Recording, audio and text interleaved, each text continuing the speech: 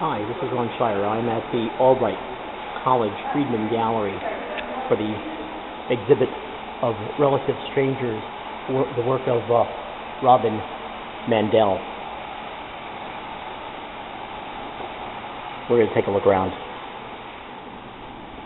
Now, this is a technologically based exhibit that has a lot of, audio-visual tricks that expand on the idea of vision, mostly conceptual.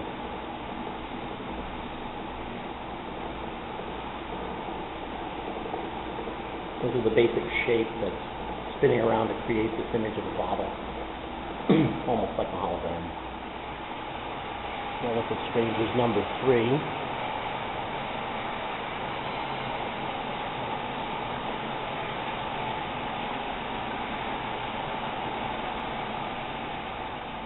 And hi, we're with the artist right now. This is Robin Mandel, and we're outside of the, that's how you pronounce it, is that correct? Mandel. Mandel, is that right? Okay, I just want to make sure I got that right.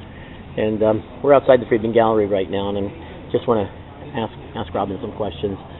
So, what's the impetus for this artwork? What do you?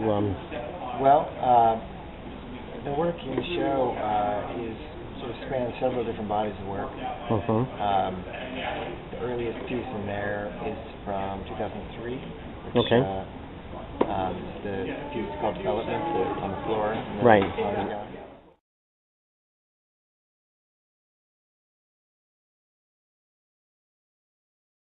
Okay. So for me, the sort of impetus for each work kind of depends on which group we're talking about. The more recent work from which the show in here derives its title, the Relative Strangers pieces are they're in 3 different galleries, but they're all pieces that have rapidly rotating. Right, the Relative Stranger pieces themselves.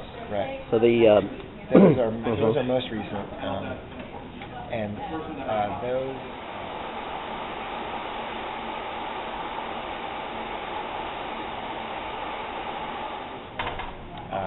For me, those came out of an interest in trying to find a new way to integrate motion and light into the sculptures. So that's kind of what I'm working on most recently. Okay. Well, because what I see too is like a kind of a trick to seeing, like a vision in how you represent something, and being that these are bottles, are kind of like a still life reference there. Exactly. So you're referencing a vision of something that's created at the same time that it's imagined, and how you're seeing it is in a 3-dimensional, almost a strobe appearance. Right. Like the one actually does strobe, so and it might be interesting to see them as they're stopped, as they're not in motion. Right. Because they probably would be multiformed and like folded and. Right. Right. Yeah, I mean that another inspiration for that series was cinema and the sort of flicker of cinematic image, particularly like old black and white films. Right. And that piece in the back with the black and white objects was the first of that series. The way I kind of think of it is that each of those pieces, I've taken that cinematic strobe, that cinematic flicker, and instead of having your whole visual field be flickering in front of you, I've sort of tried to kind of localize that flicker in each object, and they're actually all spinning at slightly different speeds. So the whole thing isn't pulsing, but rather each individual object sort of has its own. So it vibrates at its own reality, sort of. Right. So there's some physics going on here as well too. Well, more just mechanics. Yeah, I mean there's gear ratios and friction and stuff like that. But in terms of the complexity of the mechanisms, they're fairly straightforward. It's just belts and pulleys and motors. You make all of the mechanics yourself, so you engineer all of the gears and all of the processes right. and how it works. The motors I don't build myself. The motors I purchase, but the gears and the pulleys and all that I do make. Yeah. Wow, that's pretty good. Pretty great. So there's a little bit of engineering here involved, as well as conceptual. And this piece here is called impact. And it consists of a electric candle light sit on a chair with a glass plate and a bowling ball. It's on some kind of gear that rolls around.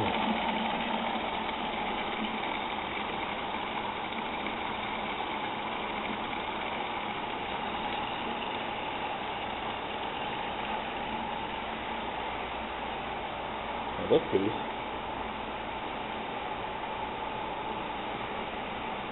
has a number of spinning mirrors in the shapes of bottled glasses, coat hangers, clouds, crowns, half moons.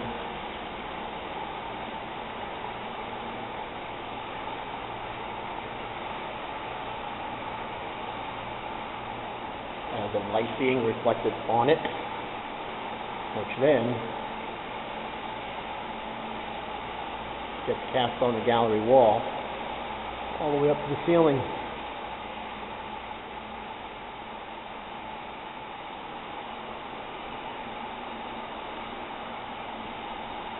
Okay. Now this piece is called dinner. And I suppose what we have to do is wait until the glasses coincide and then clink together. Because you'll notice that one of them has a little bit of an indentation, a little bit of a wobble, and it goes around. We're just waiting for it to fall. I think we're going to get it on the next pass here.